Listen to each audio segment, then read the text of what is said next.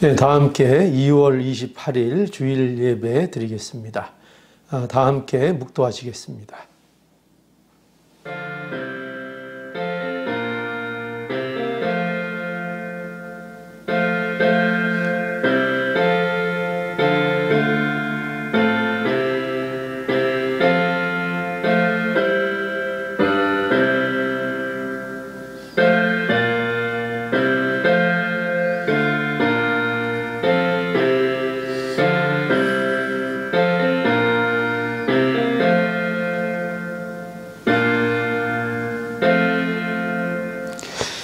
함께 찬송가 28장 찬송하겠습니다.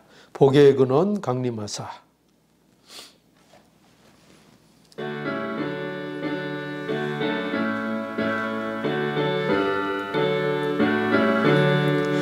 복의 근원 강림하사 찬송하게 하소서. 한량없이 자비하심 증량할 길 없도다. 천사들의 찬송가로 나를 가르치소서. 구속하신 그 사랑을 항상 찬송합니다.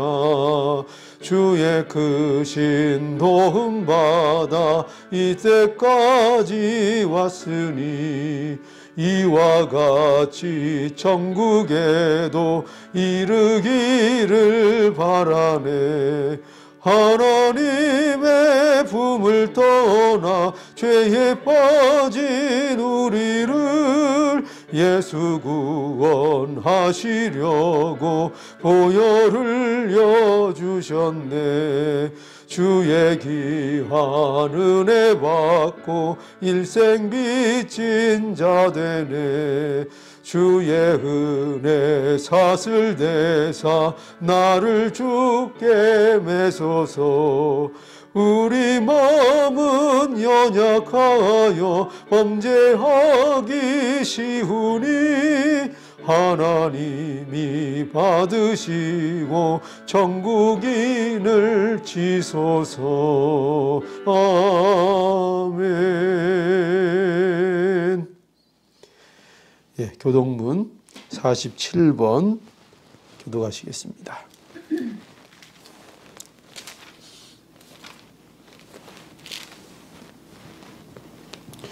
요한복음 15장 말씀입니다.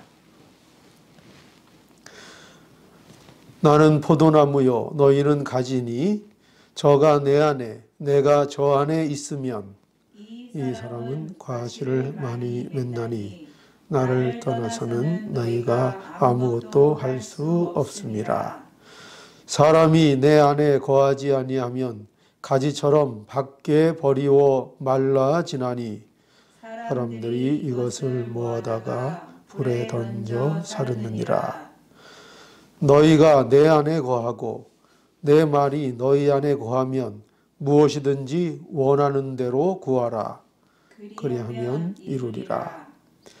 너희가 과실을 많이 맺으면 내 아버지께서 영광을 받으실 것이요 너희가 내 제자가 되리라.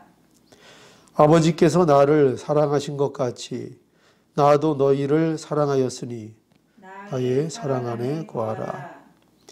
내가 아버지의 계명을 지켜 그의 사랑 안에 거하는 것 같이 너희도 내 계명을 지키면 내 사랑 안에 거하리라. 내가 이것을 너희에게 이름은 내 기쁨이 너희 안에 있어 너희의 기쁨을 충만하게 하려 함이니라. 아멘. 예, 사도신경으로 우리의 신앙을 함께 고백하시겠습니다. 전능하사 천지를 만드신 하나님 아버지를 내가 믿사오며 그 외아들 우리 주 예수 그리스도를 믿사오니 이는 성령으로 잉태하사 동정녀 마리아에게 나시고 본디오 빌라도에게 고난을 받으사 십자가에 못 박혀 죽으시고 장사한 지 사흘 만에 죽은 자 가운데서 다시 살아나시며 하늘에 오르사 전능하신 하나님 우편에 앉아 계시다가 저리로서 산 자와 죽은 자를 심판하러 오시리라. 성령을 믿사오며 거룩한 공회와 성도가 서로 교통하는 것과 죄를 사하여 주시는 것과 몸이 다시 사는 것과 영원히 사는 것을 믿사옵나이다. 아멘. 함께 찬송가 214장 찬송 드리겠습니다. 214장 변찮는 주님의 사랑과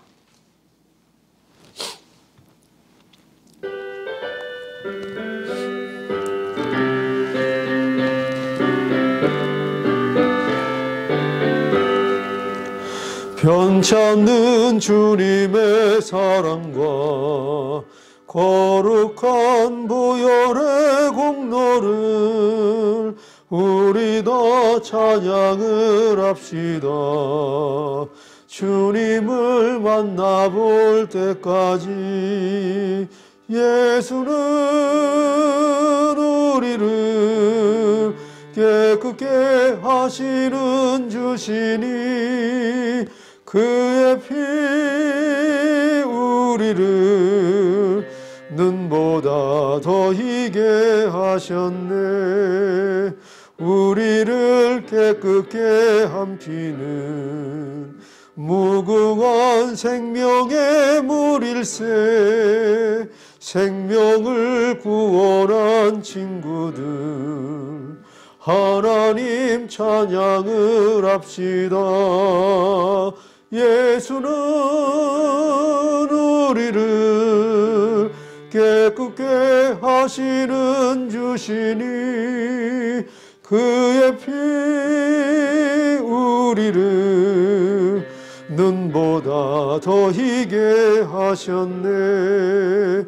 주님의 깨끗한 보혈을 날마다 입으로 간증해 담대히 싸우며 나가세. 천국에 들어갈 때까지 예수는 우리를 깨끗게 하시는 주시니 그의 피 우리를 눈보다 더 희게 하셨네. 십자가 튼튼히 붙잡고 날마다 이기며 나가세. 머리에 면류관 쓰고서 주 앞에 찬양할 때까지 예수는 우리를 깨끗게 하시는 주시니 그의 피 우리를 눈보다 더 희게 하셨네.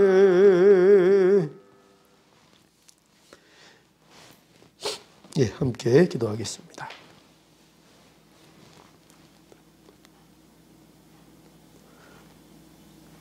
오늘도 살아계셔서 하나님의 자녀들을 말씀으로 인도하시는 거룩하신 하나님, 은혜와 사랑을 감사합니다. 오늘 거룩한 주일 저희들 하나님을 사랑하는 마음을 갖게 해주시고 하나님 앞에 그 무엇보다도 예배드리는 자로 오늘도 서게 하시니 아버지 하나님 감사합니다. 또한 말씀을 듣게 하셔서 우리의 인생의 갈 바를 가르쳐 주시니 또한 감사합니다. 하나님의 말씀을 따라 살기를 원합니다.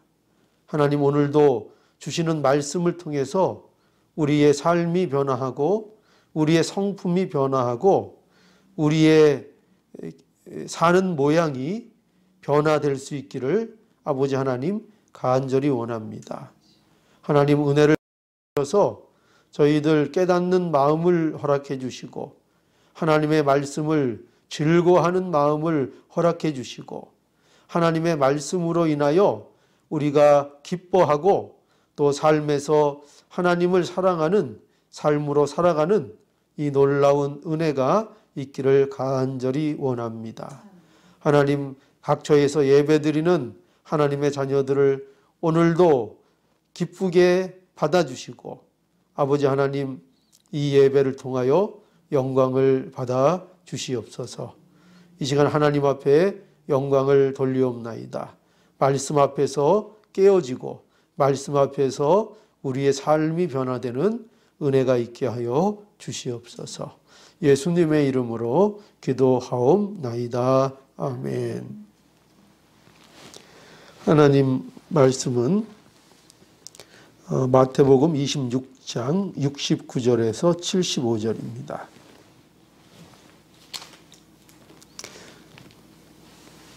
하나님 말씀 마태복음 26장 69절에서 75절 하나님의 말씀이 이와 같습니다.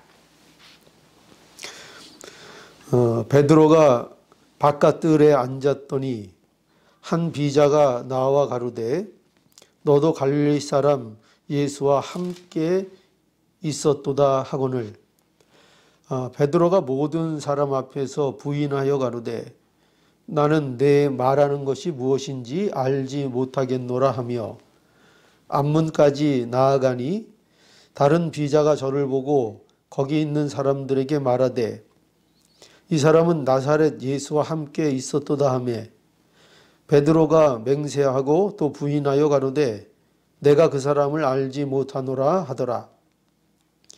조금 후에 곁에 섰던 사람들이 나와 베드로에게 이르되 너도 진실로 그 당이라 내 말소리가 너를 표명한다 하거늘 저가 저주하며 맹세하여 가로되 내가 그 사람을 알지 못하노라 하니 닭이 곧 울더라.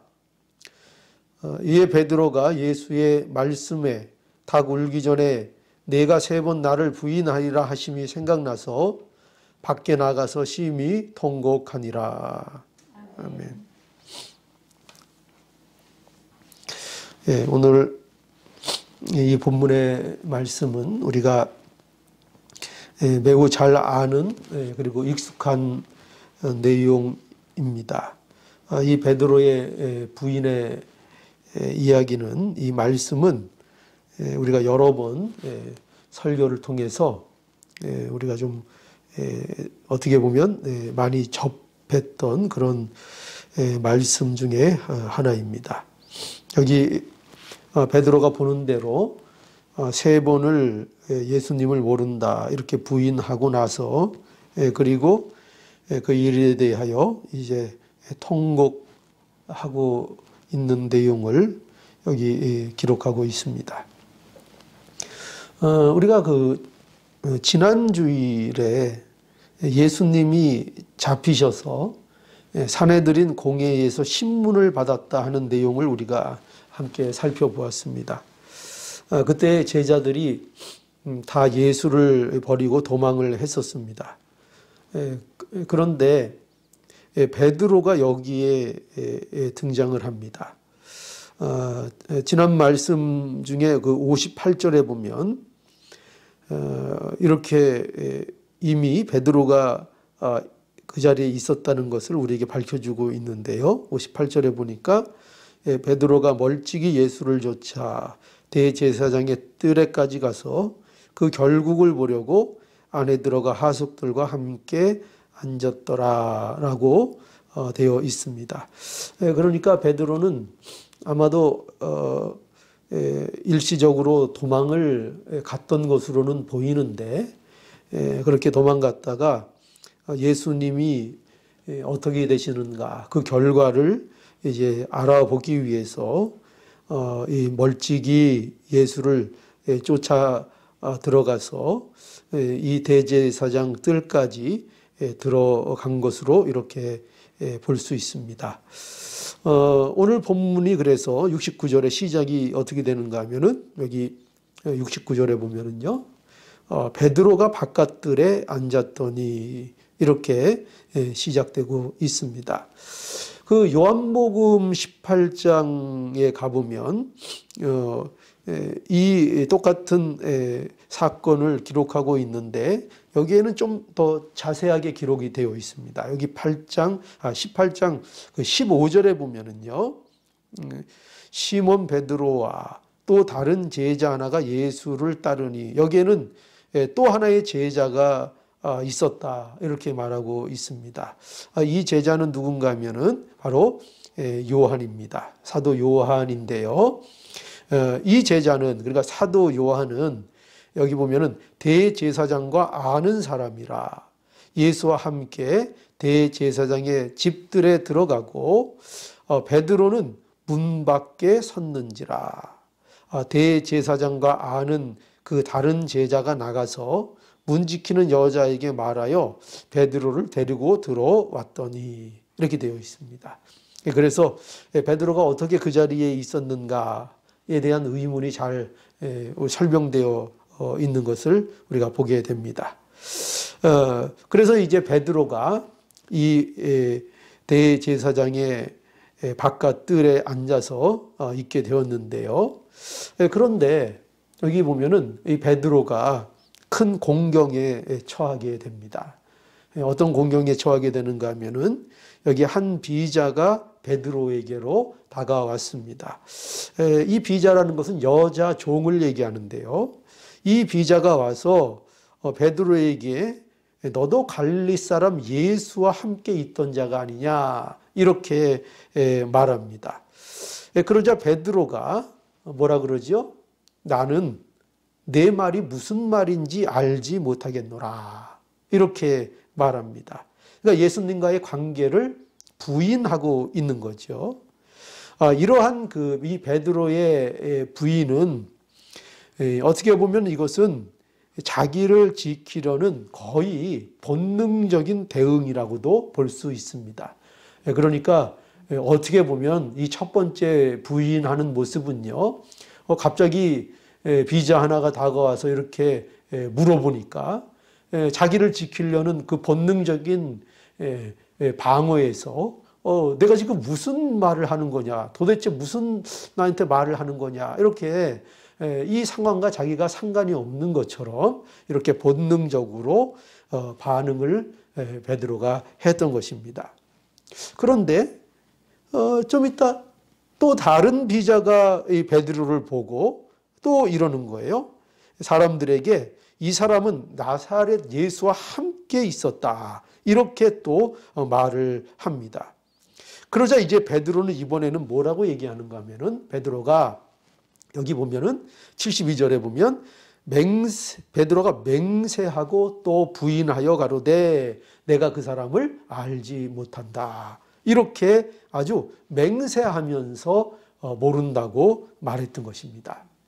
그러니까 첫 번째의 부인은 어떻게 보면은 본능적인 방어에서 나오는 그러한 부인이었다고 볼 수 있겠지만 이 두 번째 부인은 아주 이제 맹세하면서 그 상황을 알면서 이렇게 말을 하고 있는 것입니다. 그런데 여기서 또 끝나는 게 아니에요. 조금 지난 후에 또 다른 사람이 베드로에게 와서 이렇게 또 얘기합니다. 너도 진실로 그 당이라. 내 말소리가 너를 표명한다. 이 내 말소리가 너를 표명한다는 것은요, 이 갈릴리의 이 말은 그 사투리가 심해서 그것이 잘 감추어지지 않는 그런 말투였던 것으로 이렇게 보입니다. 그래서 그런 말소리조차 네가 예수와 함께 있었던 자고 예수를 따르던 제자 중에 하나가 아니냐 하는 말을 이제 하게 되고 듣게 되는 거죠. 그런데 이러한 말에 대해서 또 베드로가 이번에는 또 어떻게 해요? 세 번째로 부인을 합니다. 베드로가 이번에는 아까는 맹세하면서 모른다 이렇게 했는데 이제는 베드로가 저주까지 하면서 맹세했다는 것입니다. 내가 그 사람을 알지 못한다. 자, 이 정도로 이 베드로가 예수님에 대하여 모른다고 부정을 하니까요. 아마 그러니까 이제 사람들이 물러난 것으로 이렇게 보입니다. 그러니까 얼마나 베드로가 적극적으로 부인을 했겠습니까? 저주하면서 맹세하면서 이거는 뭐 그냥 한 번의 실수라고 말할 수가 없이 변명의 여지 없이 완전히 예수님을 모른다고 부인을 해버린 것입니다. 그 3번 동안 부인하는 동안 여러 가지 생각이 있었을 거예요. 이러면 안 되는데 그런 생각도 있었을 거예요. 마음의 각책도 갖게 되었을 것입니다. 그러나 베드로는 끝내 예수님을 점점 더 강력하게 어떻게 했어요? 부인하는 그런 모습을 보였던 것입니다. 여러분, 우리가 이러한 베드로의 모습을 볼 때 어떤 것을 느끼게 됩니까? 우리는 이 베드로의 이런 치부가 이렇게 성경에 자세히 기록되어 있다는 사실에도 놀라게 됩니다. 왜 이렇게 그저 어떻게 보면 적어도 그저 뭐 짧게 베드로가 부인했다, 예수님을 모른 척했다, 뭐 그렇게 좀 넘어가도 될 것 같은데, 그런데 베드로가 예수님을 부인한 이 일에 대해서 어떻게 보면 굉장히 자세하게 기록하고 있는 것을 우리가 보고 놀라게 됩니다. 여기는 분명한 이유가 있겠죠. 왜 이렇게 이러한 사실이 중요한가 하면은 이 베드로의 모습은요, 바로 우리 성도의 현실을 보여주기 때문입니다. 우리 성도의 현실을 우리는 바로 이해할 필요가 있습니다. 그 현실이 무엇일까요? 그 현실은 이런 거예요. 뭐냐면 우리가 가진 신앙이 있잖아요. 우리가 가진 이 신앙과 그 고백이 있는데 그 우리가 가진 신앙의 고백과 우리의 삶에는 간격이 있다는 것입니다. 그 차이점이 있다는 거예요. 여러분, 우리가 어떤 고백을 합니까? 여기 베드로가 멋진 고백을 했죠. 진실된 고백을 했죠. 어떤 고백을 했습니까? 그렇죠. 주는 그리스도시요 살아계신 하나님의 아들이라는 이 진실된 고백을 이 베드로는 가지고 있습니다. 또 베드로가 예수님이 십자가를 지신다는 그 말씀을 들을 때에 베드로가 무엇라고 말했습니까? 내가 주와 함께 죽을지언정 주를 부인하지 않겠습니다. 이렇게 베드로가 분명히 호언장담을 했습니다. 이것은 베드로의 진심이었고 또 우리 성도의 고백이기도 하고 우리 성도의 마음이기도 합니다. 여러분, 우리가 성도 중에 정말 예수님을 믿으면서 이런 마음을 갖지 않은 사람이 과연 누가 있겠습니까? 정말 예수님의 은혜를 안다면, 하나님이 우리에게 베풀어 주신 그 은혜를 안다면 이런 마음이 없는 것이 이상한 거죠. 이런 마음을 누구나 이런 고백을 갖게 됩니다. 그런데요, 현실이 무엇입니까? 현실은 베드로의 현실이 뭐였죠? 너도 예수와 같은 편이지 할 때에 그 현실은 뭐였습니까? 저주하고 맹세하여 가로되 내가 그 사람을 뭘 알지 못한다.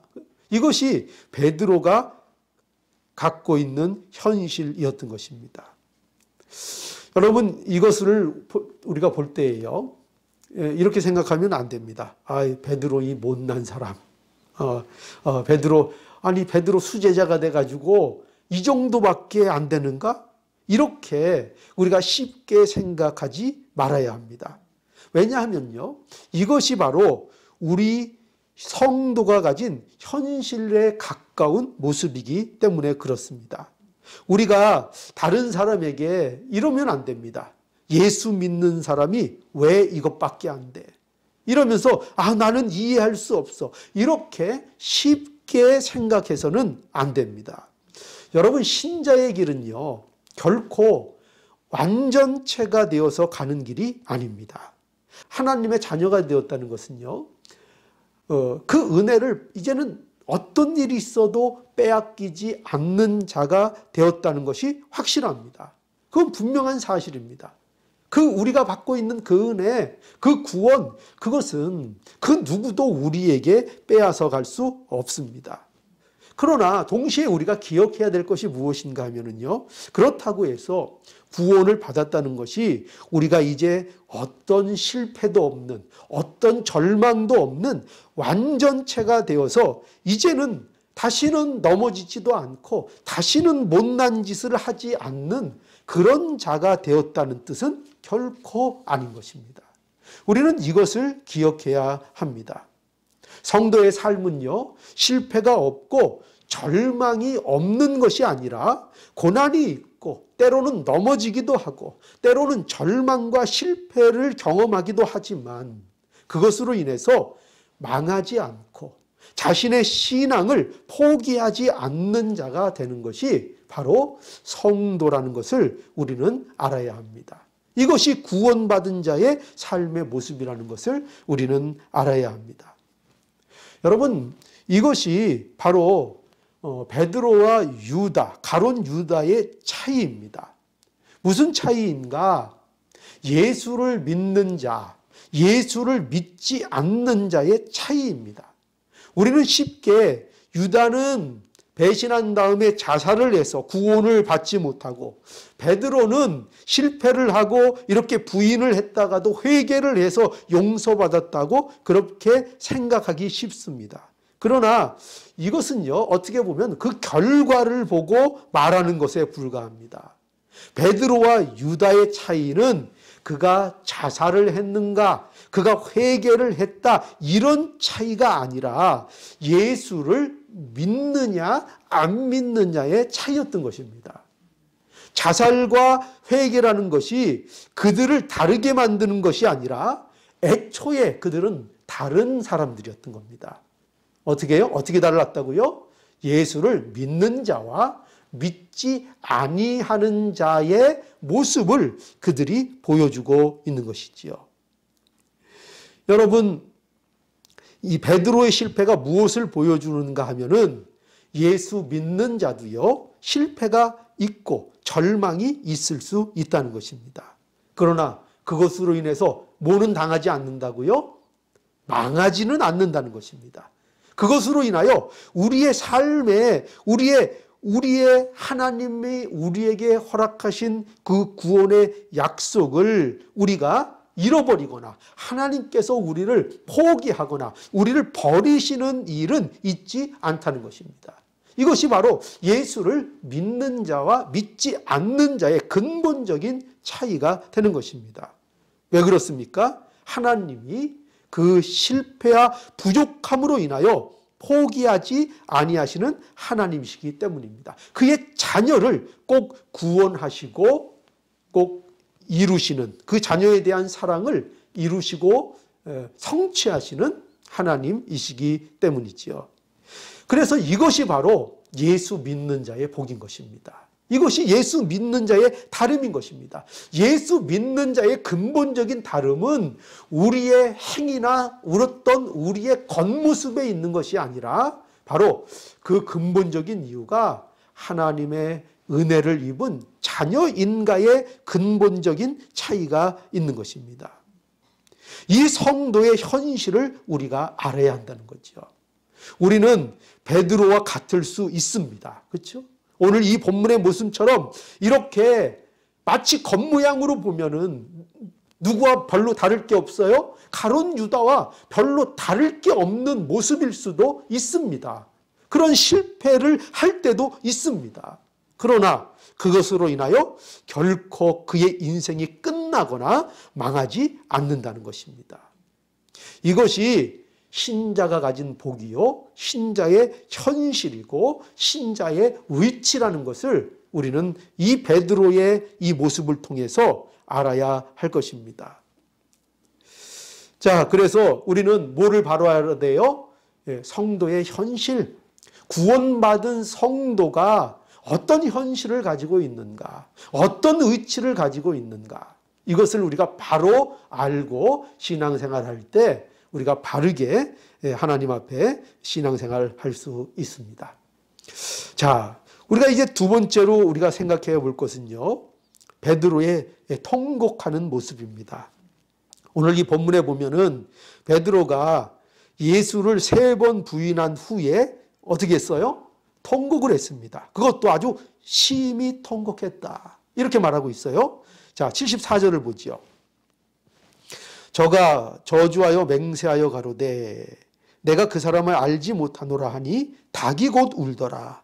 이에 베드로가 예수의 말씀에 닭 울기 전에 내가 3번 나를 부인하리라 하심이 생각나서 밖에 나가서 심히 통곡하니라. 예, 여기 예수님을 3번 부인할 때에 마침 뭐가 울었다 그랬어요? 닭이 울었습니다. 이 소리를 듣고 베드로가 뭐가 생각났어요? 예수님이 하신 말씀이 생각났습니다.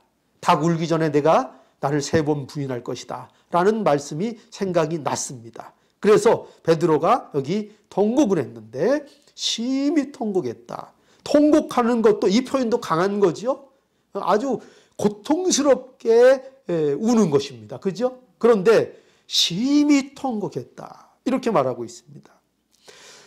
이 통곡은요, 물론 자신이 장담했던 일에 대한 후회의 통곡일 수도 있고요, 또 예수님에 대한 죄송한 마음의 통곡일 수도 있습니다. 그렇죠?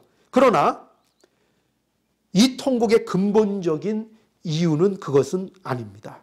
근본적인 이유가 뭐냐? 이 통곡을 하고 있는 베드로의 근본적인 이유는 뭐냐 하면은요, 베드로가 본 것이 있는 겁니다. 뭘 보았죠? 이 3번의 부인을 통해서 이제 무엇을 자신이 맞닥뜨리게 된 것입니까? 자신의 밑바닥을 베드로가 본 것입니다. 정말 자기가 알지 못했던, 지금까지 자기가 괜찮다고 생각했던, 자기가 그래도 그래도 그렇게 나쁜 사람이 아니라는 거, 그죠? 그래도 괜찮은 사람이라는 거, 여러 가지 실수도 있고 어려움도 있고 고난도 있고 그런 거 있었지만 나 그래도 예수님 따라다니면서 괜찮은 사람이었다고, 이렇게 아마 베드로 자신을 생각하고 있었고, 또 예수님에 대한 사랑도 누구보다도 그 사랑이 나는 확실하다고 믿고 확신을 갖고 있었을 것입니다. 그런데 베드로가요, 이 3번 부인의 사건을 통해서 무엇을 보게 되었어요? 진짜 자기의 그 밑바닥, 얼마나 연약하고 부족하고 더 심하게 이야기하면은 더럽고 치사하고 그 말할 수 없는 그런 부족한 자인가, 그것을 이 베드로가 보게 된 것입니다. 자기가 지금까지 확신하고 그리고 주장하고 그렇게 자기의 어떤 자기를 생각하고 있었던 그 모든 것들이 얼마나 허울만 있는 것들이었는가, 이 자신의 실체를 베드로가 확인하게 된 것입니다. 여러분, 성도가 바로 이러한 삶을 살도록 하나님께서 부르신 것입니다. 여러분, 성도가 그 삶에서 확인해야 하는 것이 바로 이런 것입니다. 우리가 겪는 시험이 있고요, 고난이 있습니다. 그런 시험과 고난 속에서, 그러한 삶의 현장 속에서 우리가 얼마나 연약한 자들이고 얼마나 하나님의 요구에 부족한 자들인가를 우리는 확인해야 하는 것입니다. 얼마나 우리가 구원이 우리에게 합당치 않은지, 우리가 얼마나 천국과는 어울리지 않는 사람들인지, 이러한 자신의 밑바닥을 보는 자들이 되어야 하는 것입니다. 자신이 하나님의 은혜가 아니면 얼마나 아무것도 아닌 자인지, 하나님의 은혜가 얼마나 필요한 자인지, 이것을 확인하는 것입니다. 베드로의 실패와 넘어짐을 보고 우리는 나는 저게 아니야, 나는 아니야, 이게 되면 안 됩니다. 나는 아니야 이게 아니라 내가 어떻게 보면은 더한 자인데 이 생각을 해야 된다는 겁니다. 베드로의 그 모습 보면서 베드로가 예수님을 그렇게 3번 부인하는 그 모습을 보면서 저거는 나는 저런 모습 아니야 그렇게 얘기하는 것이 아니라 나는 저보다 더한 자야. 그것을 우리는 들여다 보아야 한다는 것입니다. 이걸 누구만 이렇게 볼 수 있어요? 믿는 자만, 예수를 아는 자만, 예수님을 믿는 자라야 이것을 보는 것입니다. 그래서 통곡이 있는 것입니다. 그래서 베드로가 이 통곡을 하고 있는 것입니다. 여러분, 예수를 모르면 뭐가 없어요? 이 통곡이 없습니다. 예수를 모르면 자신의 밑바닥을 모릅니다. 예수를 모르면 죄에 대한 갈등이 없습니다. 고린도후서 5장 17절에 보니까요. 그런즉 누구든지 그리스도 안에 있으면 새로운 피조물이라. 이전 것은 지나갔으니 보라 새 것이 되었도다. 예, 여기 보면은 성도가 누구인가 우리에게 잘 말하고 있어요. 성도는 누굴까요? 성도는 바로 예수 그리스도 안에서 여기 표현대로 새로운 피조물이에요. 새로운 피조물입니다.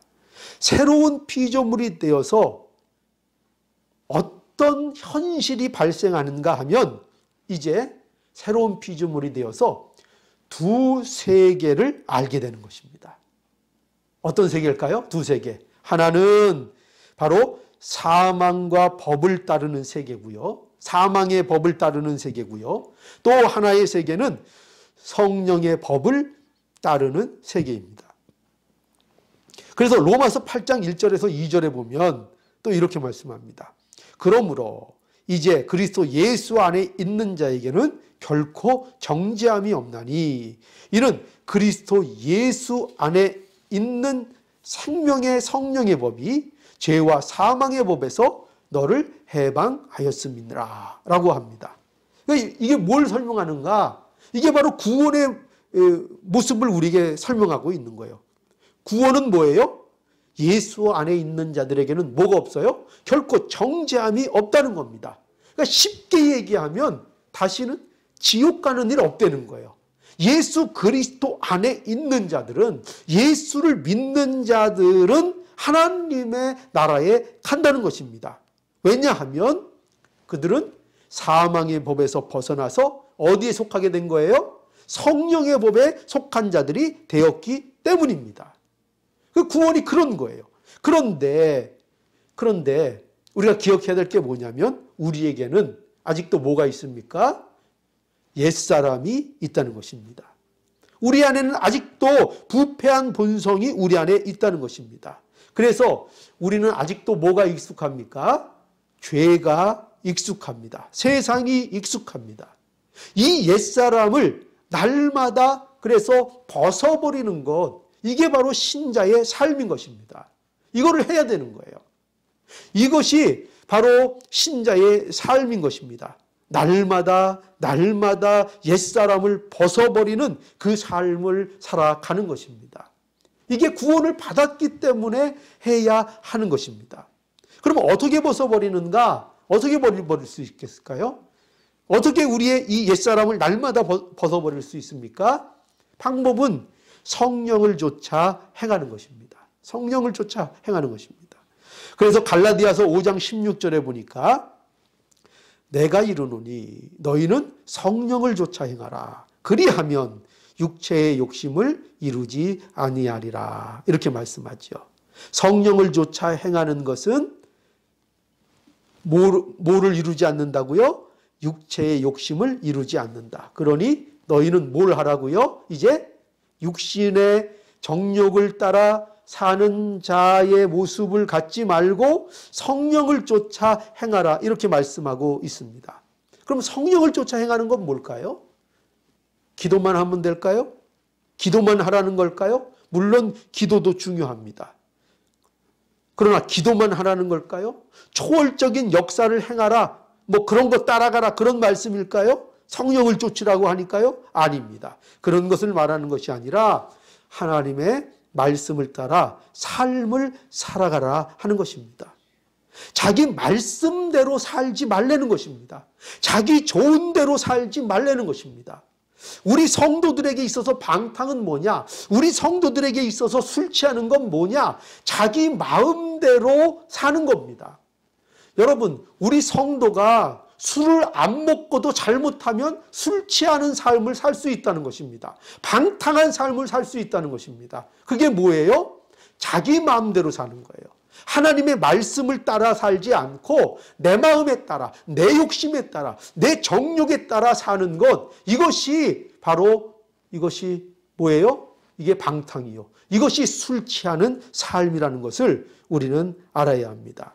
성도는 어떻게 살아야 돼요? 성령을 따라 살아야 됩니다. 성령으로 살아야 합니다. 그런데 그 성령을 쫓는 삶이 뭐예요?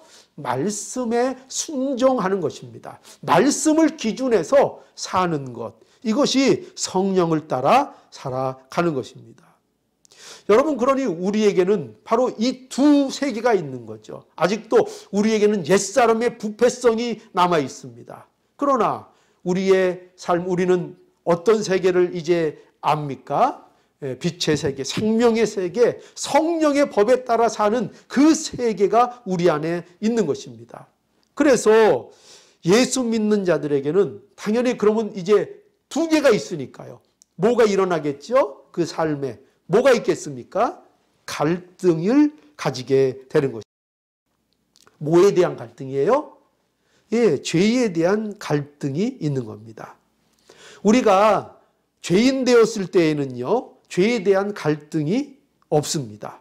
왜 갈등이 없는가? 죄인 줄 모르니까 갈등이 없고, 또 죄와 한통속이기 때문에 갈등이 없는 것입니다. 그냥 그대로 사는 것이 자연스럽습니다. 그래서 아무런 갈등도 없고요, 아무런 고통도 없고요, 통곡할 일이 없는 것입니다. 그러나 예수를 알게 되면은요, 성령이 함께하는 삶을 살게 되면은요, 뭐와의 갈등이 생기게 된다고요? 죄에 대한 갈등이 생기게 되는 것입니다. 그래서 신자의 삶은요, 결코 평탄하지 않습니다. 성도의 삶은요, 뭐가 있다고요? 예전에 없던 갈등이 그 마음속에 늘 일어나는 겁니다. 어떤 갈등입니까? 죄에 대한 갈등이 일어나는 것입니다. 여러분, 그래서 예수님께서 이런 말씀하셨죠. 문으로 들어가라. 근데 어떤 문으로 들어가라 했죠? 좁은 문으로 들어가라 하신 말씀을 했습니다. 그러면서 좁은 문과 넓은 문에 대해서 말씀해 주신 적이 있습니다. 이 말씀은 오늘 이 말씀과 연관 짓자면은요, 우리는 뭐를 아는 사람들인가? 이제 예수를 믿어서 어떤 자가 되었는가 하면은 우리는 이제 좁은 문이 있다는 사실을 알게 되었습니다. 그죠? 그리고 역시 넓은 문이 있다는 것도 알게 된 것입니다. 그러나 세상 사람들은 무슨 문밖에 모를까요? 넓은 문밖에 모릅니다. 좁은 길이 있다는 것을 모릅니다. 예수를 알기 전에는요, 결코 좁은 문이 있다는 사실을 모릅니다. 좁은 문이 있다는 사실을 모릅니다. 우리가 좁은 문으로 가야 생명이 있다는 것을 모릅니다. 예수를 만나기 전에는, 예수를 믿기 전에는, 하나님의 은혜를 잊기 전에는 이 사실을 안다고 모른다고요? 모릅니다. 그러니 모르니 뭐가 없어요? 갈등이 없습니다. 좁은 문으로 가야 될까, 넓은 문으로 가야 될까라는 갈등이 없습니다. 그러나 신자가 되면은, 예수님을 알게 되면 뭐가 생겨요? 분명히 이제 예수님을 알고 나니 좁은 문이 있다는 것도 알게 됐고, 그 좁은 문으로 가야 생명의 문이라는 것도 알게 되었습니다. 그래서 뭐가 일어나요? 갈등이 일어납니다. 왜죠? 좁은 문으로 들어가야 생명이 있다는 걸 알지만 여전히 어떻습니까? 여전히 우리의 마음은 넓은 문이 마음에 끌리기 때문입니다. 그 넓은 문이 여전히 보기가 좋은 거예요. 여전히 좁은 문은 불안해 보이는 거예요. 거기에 고난이 있어 보이는 거예요. 그래서 우리는 알면서도 그 마음에 뭐가 일어납니까? 갈등이 일어나는 것입니다. 여러분, 그런데요, 바로 이것이 성도가 가지고 있는 복이라는 사실을 알아야 합니다. 왜냐하면 성도라는 신분이, 성도라는 의치가 바로 이 갈등을 낳고 있기 때문입니다. 결코 거듭나지 않고 결코 생명이 없는 자는 이 갈등을 가지고 있지 않습니다. 우리에게 실패나 절망이 없는 것이 아니라 그것이 우리를 망하지 않게 한다는 것을 우리는 신자의 복으로 알고 있어야 하는 것입니다. 우리의 실패나 절망을 통해서 하나님의 은혜를 보고 우리가 그 은혜가 필요한 자들이라는 것을 날마다 배울 수 있다면, 여러분이 그것을 배울 수 있다면 그것이 복인 것입니다. 예수 그리스도께서 베드로를 포기하지 않으시고 끝까지 사랑하시며 그의 인생을 복되게 하신 것처럼 하나님께서 우리를 우리의 부족함에도 포기하지 아니하시고 우리를 끝까지 우리의 구원을 이루어 가시며 마침내 그런 우리를 통해서 영광을 받으시는 것입니다. 이것이 하나님께서 계획하시는 것이고 하나님께서 이루시는 일인 것입니다. 이러한 하나님을 믿는 믿음으로 우리가 살아야 하겠습니다. 이 믿음으로 살 때 우리가 더욱더 담대하게 우리가 살아갈 수 있습니다. 오늘 이 베드로의 3번 부인과 그 후에 했던 이 베드로의 통곡 속에서 여러분, 우리 성도의 현실과 성도의 위치를 확인하시고 우리에게 정말 복이 무엇인가, 하나님께서 우리에게 우리의 인생을 통해서 과연 무엇을 이루어내시며 무엇이 우리에게 진정한 복인가를 오늘 이 말씀을 통해서 베드로의 모습 속에서 곰곰이 생각해 볼 수 있는 귀한 시간이 될 수 있기를 간절히 바랍니다. 기도하시겠습니다. 거룩하신 하나님, 은혜와 사랑을 감사합니다. 베드로의 모습을 보면 여지없이 저희의 모습이 담겨 있습니다. 급하고 또 기다릴 줄 모르고 또 화를 잘 내고 또 쓰러지기 잘하고 또 실패하기 잘하고 또 절망하기도 잘하고 그런 참으로 베드로보다 더하면 더하지 부족한 게 없는 이러한 참으로 연약한 모습인데 그럼에도 불구하고 하나님께서 우리를 버리지 아니하시고 끝까지 지키시며 보호하셔서 하나님께서 이루고자 하시는 그 구원을 우리의 삶 속에서 반드시 이루어내시니 아버지 하나님 참으로 감사합니다. 이 은혜를 저희가 입었사오니 오늘도 하나님의 사랑을 근거로 해서 담대하게 신앙생활하는 저희의 모습 되게 하여 주시옵소서. 우리가 우리 앞에 놓인 일들로 인해 우리의 밑바닥을 볼 때가 너무나도 많습니다. 그래서 통곡할 수밖에 없을 때가 너무나도 많습니다. 그러나 오늘도 우리가 소망을 가지는 것은 이러한 우리의 갈등과 이런 몸부림이 또한 우리가 살아있다는 증거이며 또 이것을 통해서 하나님께서 우리를 더욱더 온전히 만들어 가신다는 것에 희망을 갖습니다. 아버지 하나님, 오늘도 이 말씀을 통해 우리가 소망을 갖사오니 아버지 하나님, 오늘도 말씀으로 인하여 더 굳건해지는 우리의 믿음이 되게 해주시고 우리 예수님으로 인하여 더욱더 즐거워하고 기뻐하는 우리 모두가 되도록 하나님 은혜와 복을 허락해 주시옵소서. 이 모든 말씀 예수님의 이름으로 기도드리옵나이다. 아멘. 예, 찬송하겠습니다.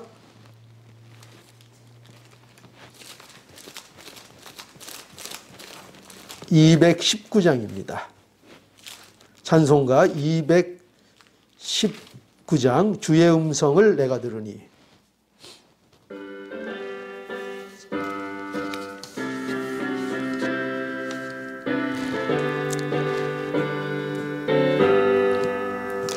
주의 음성을 내가 들으니 사랑하는 말일세.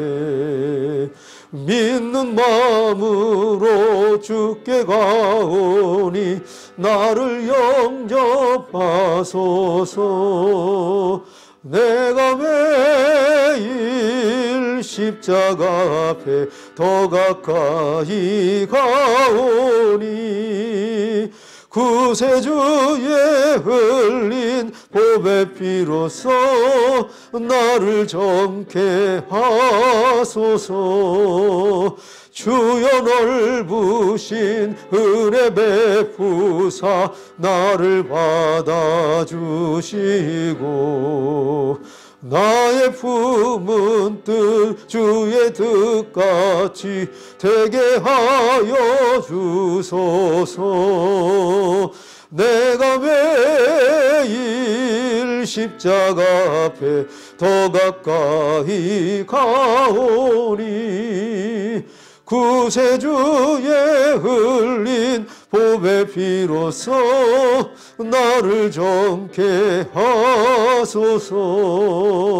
주의 보좌로 나아갈 때에 어찌하니 기쁠까. 주의 얼굴을 항상 외우니 더욱 친근합니다. 내가 매일 십자가 앞에 더 가까이 가오니 구세주의 흘린 보배 피로써 나를 정케 하소서. 우리 구주의 넓은 사랑을 증량할 자 없으며 주가 주시는 참된 기쁨도 헤아릴 수 없도다. 내가 매일 십자가 앞에 더 가까이 가오니 구세주의 흘린 보배 피로써 나를 정케 하소서. 아멘. 예, 광고 드리겠습니다. 예, 믿음의 가정을 위해서 기도해 주시기 바랍니다. 이번 주간에는 김숙희 집사님 가정입니다. 예, 김숙희 집사님 가정을 위해서 또 그 자녀들을 위해서 또 부군을 위해서 기도해 주시기를 바랍니다. 예, 또 병중에 있는 우리 성도들을 위해서 기도해 주시고요. 또 마음의 위로가 필요한 분들을 위해서도 기도해 주시고요. 우리 코로나 이 사태가 장기화되는 일로 인해서 그 마음의 어려움을 겪는 분들이 있을 줄 압니다. 우리 성도들을 위해서 하나님의 위로가 임할 수 있도록 또 하나님께서 말씀으로 그들에게 역사해 주시고 또 돌봐 주시는 은혜가 있도록 우리가 한 마음으로 우리 성도들을 위해서 늘 깨어서 기도하는 우리의 모습이 되어야 하겠습니다. 예, 그리고 예배 결코 이러한 상황 속에서도 소홀히 하지 않는 정말 하나님의 백성다운 예배드리는 자의 모습을 우리 모두가 잃지 않기 위해서 애쓰고 또 훈련하는 그런 모습들이 되어야 하겠습니다. 우리의 성도의 삶은요, 우리 오늘 본 성경 말씀에서도 우리가 보았듯이 그저 뭐 기도만 하면 된다 이런 식의 기도가 아니고요. 기도와 더불어 우리의 삶이 훈련되어져 나가야 되고 말씀대로 싸워져 나가야 되는 그 삶을 실제로 우리의 삶 속에서 몸부림치면서 사는 거거든요. 그렇기 때문에 이 몸부림의 삶이, 이 훈련의 삶이 지금 얼마나 좋은 기회입니까? 이 기회를 통해서 훈련할 수 있는 우리 모두가 되어야 하겠습니다. 기도에 힘쓰시고요. 모임에 힘쓰시고 예배 드리는 일에 힘쓰는 우리 모든 성도, 미주 서부교회가 모두 되어야 하겠습니다. 예, 그러면은 우리 함께 1장 찬송하시고 축도함으로 마치겠습니다.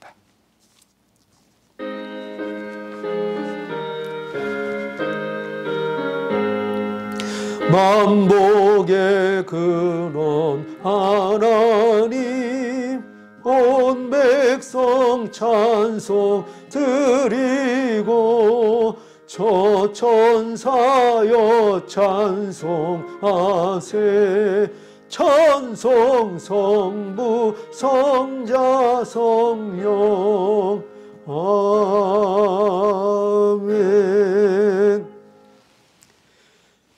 지금은 우리 주 예수 그리스도의 은혜와 하나님 아버지의 무한하신 사랑하심과 성령님의 인도하시고 교통하시는 귀한 역사가 우리의 삶 속에서 죄와 싸우며 선한 싸움을 싸우기 위해서 몸부림쳐 나가는 하나님의 성도들 머리 위에 영원토록 함께 있을지어다. 아멘.